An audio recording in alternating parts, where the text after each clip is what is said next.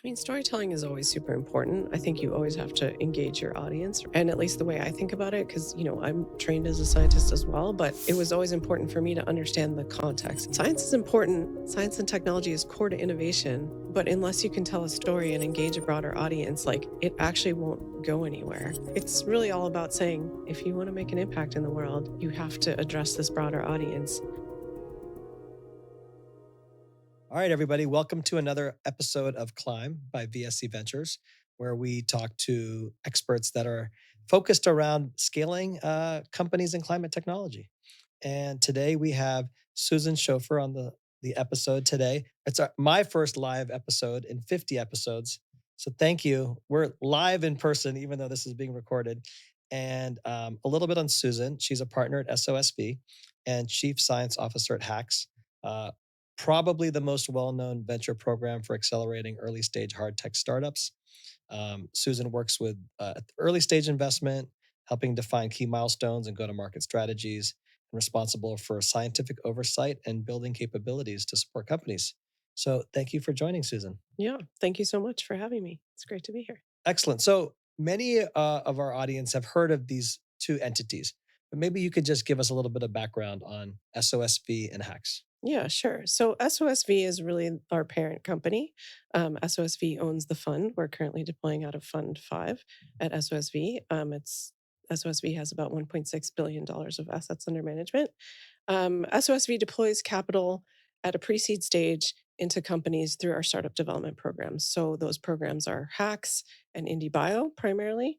And through that, we deploy capital into deep tech companies at a pre-seed stage, and then we work with them closely through our programs. So Hacks specifically is a startup development program focused on hard tech, largely hardware. So people building devices, whether those are large or small, lots of robotics and automation, some things like battery recycling that really requires a hard unit that needs to be engineered and kind of designed to fit the process parameters that you're trying to carry out.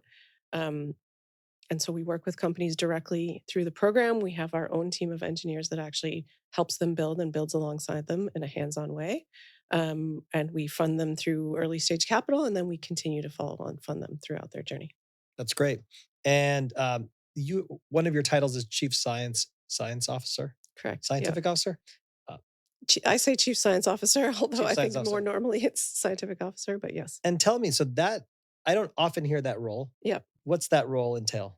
Yeah, well, so for Hacks, this is a new role, although we have chief science officers other places in the organization at SOSV.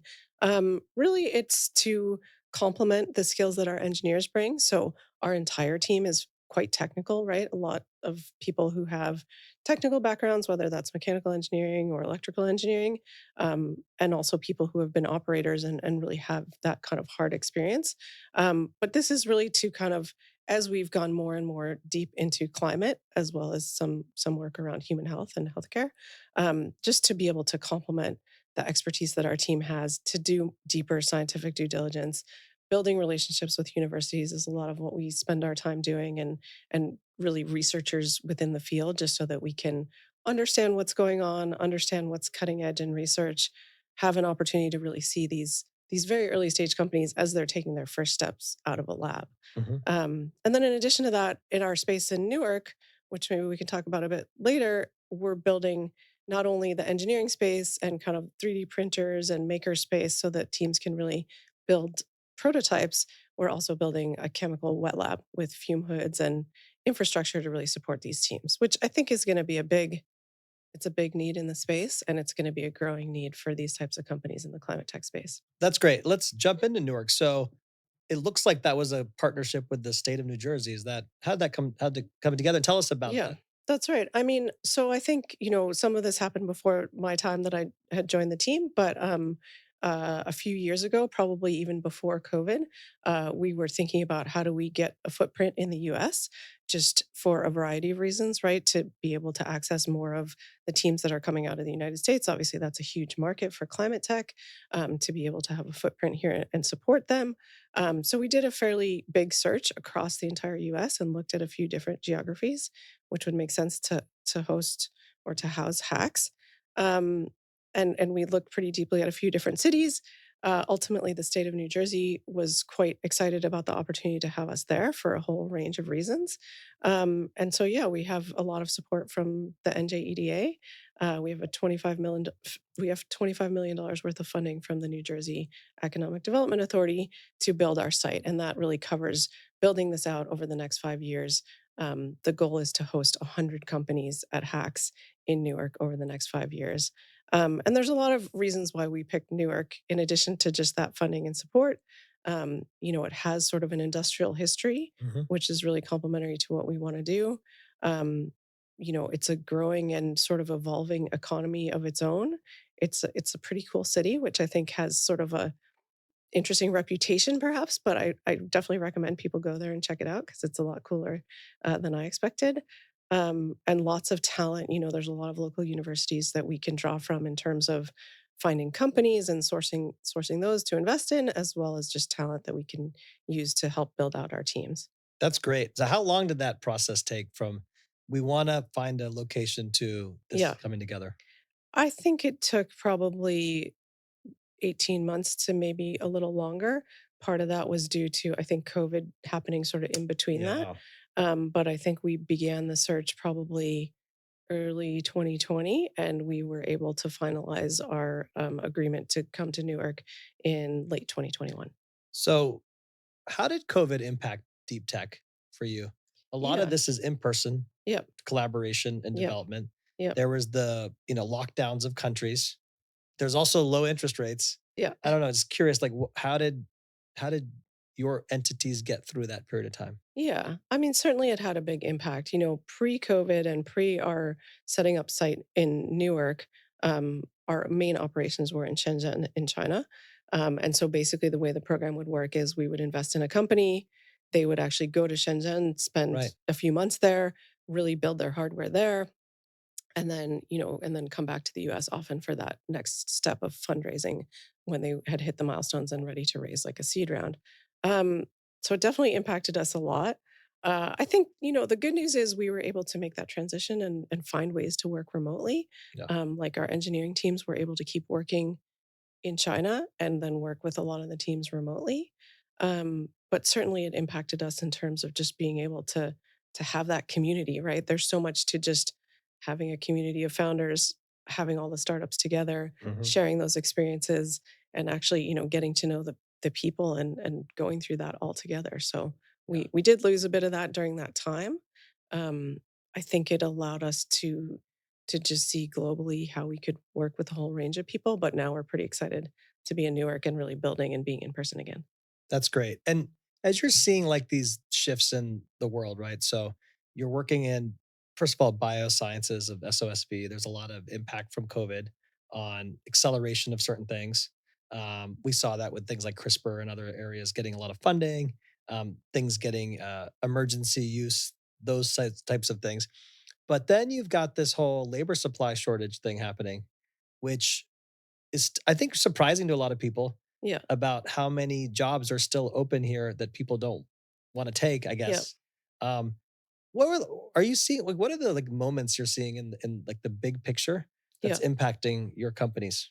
Yeah, well, I think you're highlighting one of them there, which is really this labor shortage, right? Or, people not wanting to do certain jobs that are just very boring or repetitive or dangerous. And we have a number of companies that are addressing that through some like smart approaches to robotics and automation. Um, One example is one of our companies actually, I think, did start up because during COVID, this founder was trying to get solar implemented on his roof, and was looking for someone to do that and realized like the waiting time was a crazy amount of time, like 12 to 18 months or something like that. So he realized, wow, there's a huge labor shortage. I can't even make this transition. And so ended up starting a company that literally is using robotics like an automated solution to put shingles onto a roof, which ultimately has huge impacts just to like basic labor shortage, addressing that and being able to do more roofing. But certainly with all the climate change and impacts like hurricanes, there's Mhm. going to be a lot of roof repairs that are needed. And then also in terms of driving implementation of solar. Yeah, makes sense. And as you're looking at scientific founders, that must be hard, just to think about who's going to make a great maybe entrepreneur, I guess Yeah. the gap from being a scientist to an entrepreneur. Let me ask it a different way. What makes for bad? What are the bad attributes now you've seen Yeah. the signals to say, wow, this person really has an amazing scientific background, Yeah. but they're not going to be a great Yeah. entrepreneur. I hate to take the negative side of it, but just Sure. I'm sure you've seen so many now that, or are there specific areas that you evaluate Yeah. beyond the science now that Well, I think it's about identifying people who, while they have excellence in science and truly are scientists at heart, are able to see that bigger picture. I mean, one thing that's super important is to be able to identify context around what you're doing, right? Um, like the research is great. It's really interesting to ask scientific questions. That is what motivates people. But then to be able to see how this can be applied, what is the context, and really convey some of the important points. I was talking to someone just the other day who has a unique solution to addressing PFAS, like these forever chemicals. Mhm, And she highlighted one of the challenges that I hadn't really heard before. And it was a really important point around how a lot of these solutions actually generate other things that are toxic and problematic, mhm, and their solution uniquely selectively doesn't. So I think scientists who can see that bigger picture, um, who are open to feedback, who really actually want to drive this out into the world and make it applied, are the ones that are best and most likely to succeed. yeah, Um, if they're just really obsessed with research, and if they just truly love, I would say in a way more of like a linear pace of doing work, which is kind of definitely aligns with logic and definitely aligns with how you're trained in academia. That's great, but I don't know that they would necessarily make a great founder in order to really translate that out into the world. makes sense. Are there certain I mean, I assume there's certain university where you feel that the university is also set it up in such a way that these scientists can become Yeah. founders more easily than other places. I'm sure MIT, Stanford come to Yeah, mind, but MIT for sure, Stanford. Northwestern is a place I've been super impressed by.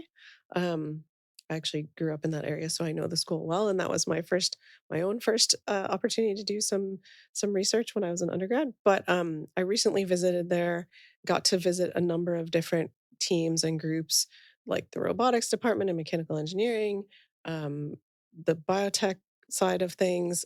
They've done a really great job, I think, of supporting sort of academic entrepreneurs.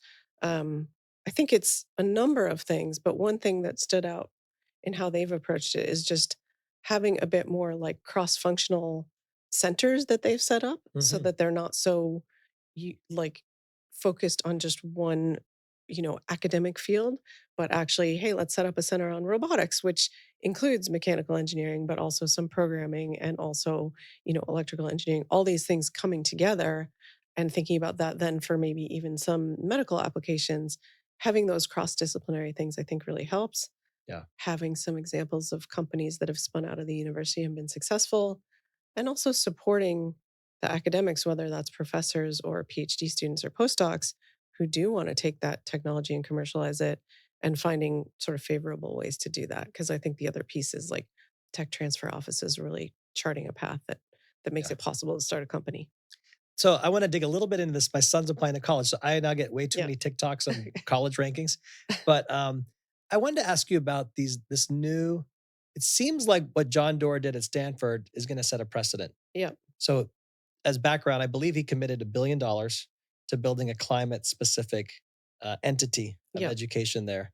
I think UCLA has one, Hmm. some sort of size. I've heard Penn is doing something. Yeah. Is this um, how is that going to impact things? Is it more of just boosting the tech transfer organizations that already like are the rich going to get richer? Do you Yeah. see more of a democratization? Do you see like climate tech becoming mainstream enough that every school is going to need one of these? Like, Yeah. I think it gives us an opportunity to teach more at a undergrad and grad level, like what do we really mean by climate tech? The one thing about climate tech is it's ultimately so broad. yeah, I mean, it's energy, but it's also like new materials, synbio, things like that. There's so many elements to it. So hopefully what this does is allows people to get a bit more of an education on it from an earlier stage. yeah, And again, like thinking about things a bit more holistically. I think one thing about academia which is good in a way, but also I think challenging later on as we go to transition into these more complex careers is it's just very focused and sort of I don't know what to say, literal in terms of teaching you like one discipline in a classroom setting. So I Mhm. think what climate centers like this can hopefully do is bring some of these pieces together, right? Like educate us about sustainability and what matters and how to evaluate these things, and then also educate us about some of the solutions.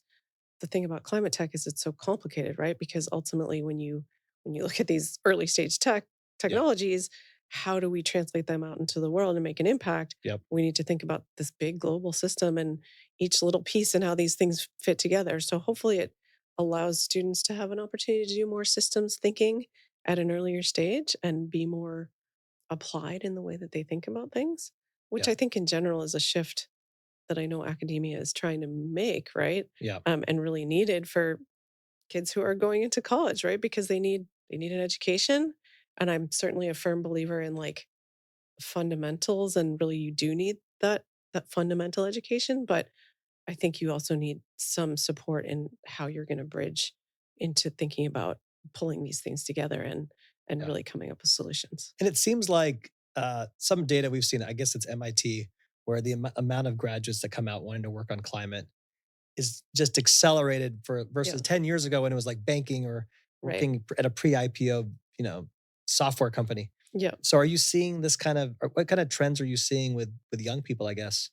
Well, I think young people are super interested in these problems, right? It's a part of the way that they were raised and it's a part of their psyche. I mean, my daughter is 13 and she was interested in buying something at a brand like for fashion and then was sort of like very upset to find out, oh, this is like fast fashion and how are they making these clothes and stuff like that. So Right. the consciousness I think is way more Yeah. present for young people, which is really great. It just means that they're so much more aware. Obviously, like information is so much more at their fingertips than it Right. was when I was a kid, Right. certainly. So I think that all just accelerates their interest in just working on these types of solutions, which is what we need. Yeah. Agreed. So we're thinking about sort of the skills that you're bringing to these scientists. One area that we're focused on is, which seems to be evergreen, is storytelling. Mhm. How do you work with your founders and how do you work with this community, which is not probably trained in storytelling as their core? They're Yep. scientists. Is there like a process which you do it, or how important is it, and at what stages? Yeah. I mean, storytelling is always super important. I think you always have to engage your audience, right? Like again, what I come back to, and at least the way I think about it, because I'm trained as a scientist as well, but it was always important for me to understand the context, and I think that's maybe a nice bridge because it doesn't seem like, if you take a scientist and tell them that they need to do marketing or maybe Yeah, storytelling, they're like, they "Oh, hate it. no." Yeah, But if you're like, "Hey, but it's important to explain to someone, why this matters," or like, even when I was defending my PhD, I was talking about, my PhD was about mechanisms of how polymer microstructures were defined and uh, t- trying to understand like the history of these types of polymers, how they've evolved, why does this matter? And I think that is a really important bridge, right? So helping scientists maybe to see that science is important, science and technology is core to innovation, but unless you can tell a story and engage a broader audience, like it actually won't go anywhere, and it right. actually won't make an impact. So I think it's really all about saying, if you want to make an impact in the world, you have to address this broader audience. You have to find ways to explain this. I wouldn't say you have to like dumb it down because that's really not the point, but you have to catch someone's attention with the piece of context that's going to get them to realize what this innovation is, how it's unique, what it can do. Yeah. So I think storytelling, it's always important, right? From the very beginning. And as you, of course, engage investors and customers, it's super important to be able to pull those pieces together and tell that story. And as we sort of bridge over then to storytelling with investors, what's the market like right now? Like it's high interest rates. Yeah. I mean, we've seen other deep tech companies have problems. Yeah. Maybe if they raised too much at a high valuation, maybe a year or Sure. two ago. But where's the venture market right now? Yeah. Um, How do you feel about the market right now? Yeah. I mean, certainly it's been slow this year. I think, we have still been deploying capital and trying to continue to invest at that pre-seed stage. Are you still at the same pace? We've been a little bit slow, and not so much even because of us. I think in general, people are even on the company side are perhaps, waiting till the market picks up because they don't want to raise when everything's down. Right. But we're still looking to move quickly. I think, of course, on the fundraising side, it's been a little bit slow. I do think there's going to be more scrutiny about, actual real traction and understanding that these companies have made progress and have really achieved milestones or really have customer engagement and traction with them. Um, but I think, the data also shows that in climate, there's still pretty good amount of capital Yeah. and people looking to deploy. I mean, it's impressive to walk around New York City this week during climate week and just hear how many funds are investing and how much Oh, people are yeah. interested in it. So I think it'll stay strong. I think things probably will pick up a bit in this last quarter here. We're expecting it to be quite Yeah. busy, but yeah, it's going to take a bit, I think, for it to recover. And all of these spaces are tough, right? They take time. Yeah. So it's really about helping the companies that are in the space find the right customers, demonstrate that they can move things forward. Taking the science and really proving that it can be real Yeah. and applied. Seems like a healthy forcing function for everything Yeah, right now for the startups to know they can't just rely on VC money. yeah, They have to productize faster. They have to sell yeah. um, generally healthy things I think versus that's true. maybe not saying your funds or ours, but there's just seemingly there was some times where people were Yeah, probably extending on hype or low interest rates versus yeah, customer traction. yeah. I mean, we have so much innovation. We need to make sure it can really be adopted, Yeah. and I think that's always a challenge. But yes, relying on real data that these things are being adopted, I think Yeah. it's a good level setting. Let's say. So when you're thinking about, well, things are going to improve, right? Q4 is Yeah, going to be better. Is there like specific things that you see, like for example, like if you're in SaaS right now, you're yeah, really hoping that this Stripe IPO goes yeah, well in Q1 or Klaviyo in like a week. Is there something? So I guess the IRA was a big deal, yeah, and that was 30 years in the making that yeah, happened. for But sure. what are the next horizon moments? Is it just the interest rates going down? Or are there anything else you see that could have a macro impact on your companies? Yeah. I mean, I think, I won't be able to have a good specific example, but I think what we had seen is a little bit of like M&A in the space, i.e., some of the bigger corporates, like actually acquiring some of the carbon capture companies, something like that. I think that does prove that there's an interest, that Yeah. like there is an exit strategy for these companies. I think those are good signals. Yeah. Um, obviously things like what's happened with Amorous and Bolt Threads is not a great, because those companies both are like sort of faltering a little bit in the synthetic biology space. But yeah, seeing that there is some adoption from the bigger corporates in terms of whether that's M&A or something else, Yeah. I think is a good signal. That'll be big. And then you talked about synthetic biology. That's one of your parts of your background. Yep. But we also discussed that there's been some challenges in the market. Yep. So tell me about that. Like where is synthetic biology not scaling, Yeah. and how has that impacted how you think about investing in the space? Yeah. I mean, I think synthetic biology and also materials and sort of that intersection, whether that's ingredients or materials, it's a challenging space. I mean, there's kind of a pretty big gap, I would say, from that like early stage fundamental innovation to get new ingredients or new materials, and then taking that all the way downstream into like how they're applied and where they're applied. Um, so that is a bit tricky. I think for things like protein synthesis, which is a big space, right? Um, Today we're getting proteins through animals largely or through like plants. So, agriculture, which is highly land and water intensive. Proteins, I think, is a great opportunity for synbio, whether that's through more like microbial hosts or like mammalian cell culture. I think that's a big area, right? Whether that's even for food or therapeutics, so many opportunities. That seems like the really big space that SynBio can potentially address. Yeah. Um, but there hasn't been there's been some examples of it not quite working, right? I think all these technology platforms have been built. They're quite impressive technologically in terms of what they can do. Um, and it's really just, but how do we apply them and how do we find the right space where they can actually scale, where the cost makes sense, and where that innovation is needed in that way? It's been a little bit hard to find that intersection. Where like I'm just looking at some of these. There's so many parts of synthetic biology, but it seems like every day we see a company that's trying to create a new version of leather, Yeah, or work with the fashion brands. There's been many of those companies. Like, where have you seen like? Is there sometimes there's too many companies in a space? Is it just yeah, takes a long time for them to actually get used? Like, I'm just for yeah, example, like fashion. Where do yeah, you see a world where we're leatherless or not using cows anymore? Or yeah. is that just hype? I don't know.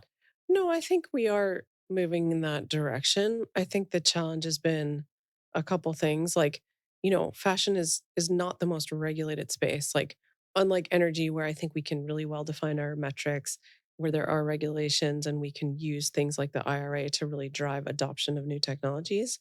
In fashion, the number of SKUs that are used within like a given brand in a given season are so many. So the number of products, the like degrees of tunability and all that's needed.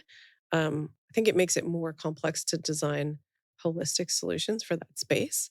Um, my experience in the space is that while brands do want sustainability in a way, they don't always know what they want. Do they want innovation in something brand new, or do they want, like, what are their sustainability metrics that they're even looking for?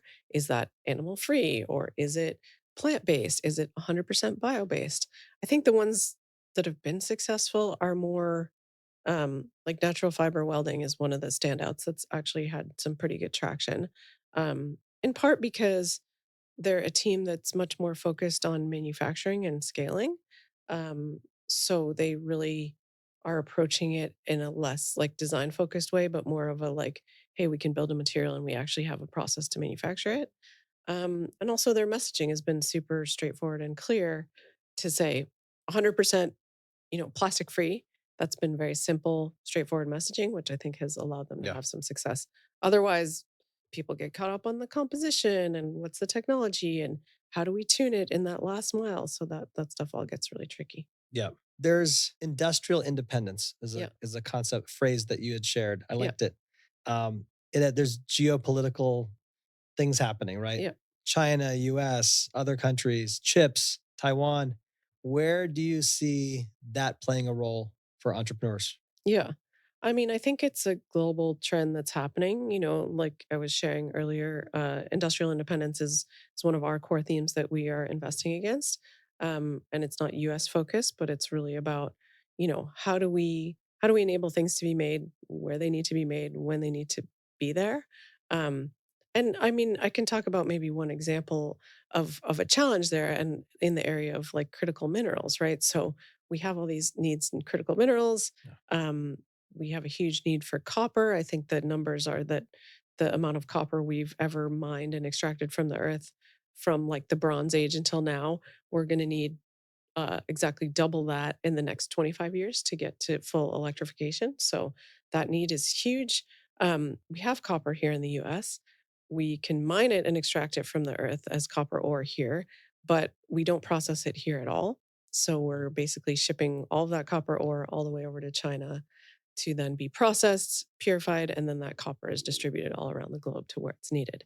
Um, so finding new ways to actually be able to do that refining here locally would Mhm. be huge. And it comes down to processes that we can practice that would be efficient here and we can operate at cost, but also processes that aren't, polluting the air or the water so that people locally can actually work on that so that that fits in the way that we would allow people to work on that. So uh we have a company that's working on that called Stillbright. So they're using like an electrochemical approach to be able to refine copper and therefore do it more locally so that they could co-locate this Right. refining with the mine.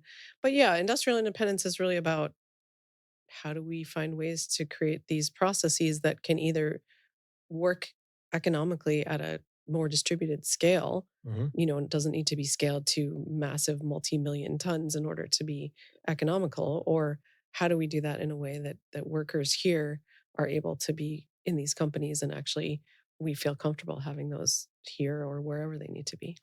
Great. So hot takes. How would you grade the federal government currently, the current Yeah. administration on delivering in terms of the needs of the United States as it relates to in just in sort of deep tech, I'd say. Yeah. Um, Maybe like a B. I think the IRA is obviously, like you said, a huge step forward. I think it's a great model for saying if we understand and if we know we have these technologies, then we can actually put incentives and kind of have the government regulate around them to drive adoption of these things, which I think is great. Um, I know that Biden has a big directive around the bioeconomy, which I think is a great signal. I don't know that the meat of what's in there is incredibly directive as to how we really want to implement that. So there's still gaps there that need to be defined and really refined and fleshed out.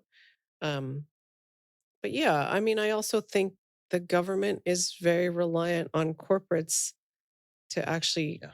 be a huge part of the solution, which I get. But then the second question is how they can help, how they can enable that. And I think things like the IRA are probably the best thing that we have. But how do we do more of that? How do we take that to more sectors?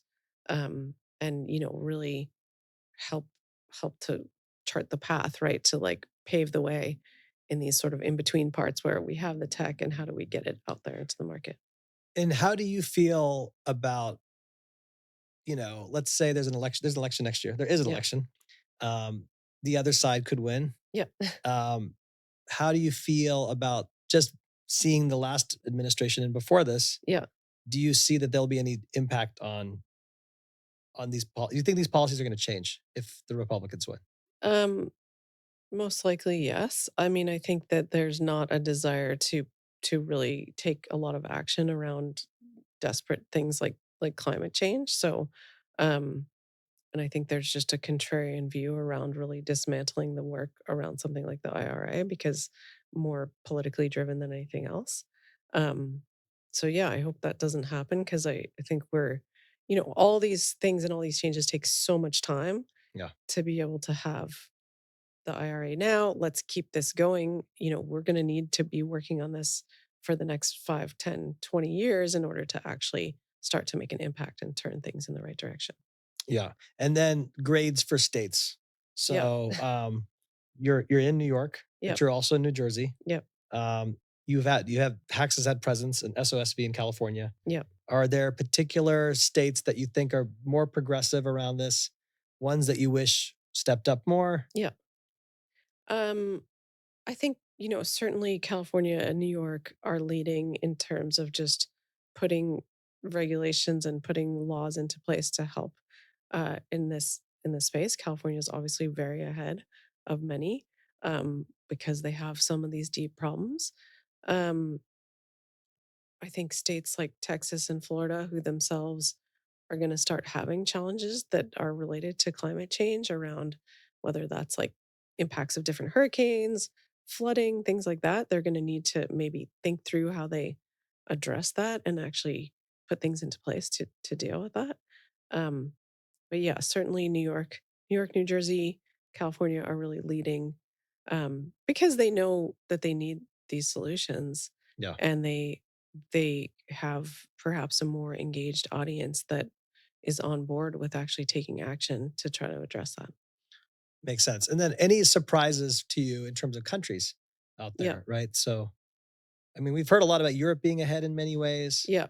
I don't know if are we catching up with Yeah. innovation? Well, I think everyone's saying, right, with the IRA that actually the US is kind of ahead now in terms of really putting some stuff into place to help with um, real implementation of some of these technologies. I mean, Europe is definitely ahead. I think Europe to me always seems like they have a bit of a simpler like audience and perspective. Obviously, that's changed over the last 20, 30 years. Like Europe is more diverse than it was. But I think the challenge with the US is just that we have so much diversity across so many different things, like whether that's race or background, but also economically, people are economically very diverse, right? And that Yeah. makes it really challenging, I think, for us to holistically do something. But yeah, with the IRA, I think the US is a bit more ahead than we were before. Um, I think China has a big opportunity to do a lot, and they are, because they're able to put new they're adopting new technologies, and it's a lot easier for them to do that because of the growth stage that they're at Yeah. in general. Okay. And then we'll finish up with one last question. So while it's easy to be, I guess, concerned about what's happening with the planet, Yeah, are there any things that inspire you right now or that you sort of are excited about that you want to yeah, share that could give people more hope about where we're going? yeah. Um, I think there's lots of reasons to be very hopeful. Like, I do think there's so much exciting innovation coming out of universities, coming out of research labs. Like, there is a lot going on. I think one thing um, that I would say uh, I'm really excited about, I guess, sorry. I'm trying to think of an Yeah. example of what we're excited about. I mean, I think there's a lot of innovation, and I think that's great. I think there's a lot of desire, like we talked about earlier, of young people trying to address this problem. And I think there's a much broader, holistic recognition of uh, that we actually need these solutions and that we need to implement them. Um, Maybe I would love to say something specific. Um, I And don't have what would be like, I agree with you, by the way. yeah, The more time that Jay and I have spent in this space, the more we've been blown away by the number of companies and the yeah, number of types of solutions to the same problem. yeah. Um, is there one lever that you wish we could pull more to bring this to market? Is it more government support? Is it more capital at the Series B? I don't know. Is it more awareness with the It's probably mainstream? more it's more adoption and partnerships. Like, I think the key driver is gotta be, I mean, as much as I don't love that I saw John Kerry speak last year at COP27 saying like, "Hey, we're relying on corporates to do this." I'm like, "Oh, that's not great." But the reality is that they hold so much power, right? So the big chemical companies, the big energy companies, like finding ways for them to partner with innovation is so key. Mhm. And having them help inform the innovators, like what are they looking for, what do they need to make this successful, as well as just basic models on partnership, right? Whether that's like as simple as a material transfer agreement, right? I mean, if you can get that stuff to happen more quickly, if you can find ways to like have them really define their exact needs and have open conversations with innovators to try to find the middle ground where they can actually adopt it, I think that's super key. And I mean, I was just at a climate chemicals breakfast this morning, and one of the main themes was just around partnerships and how important that is.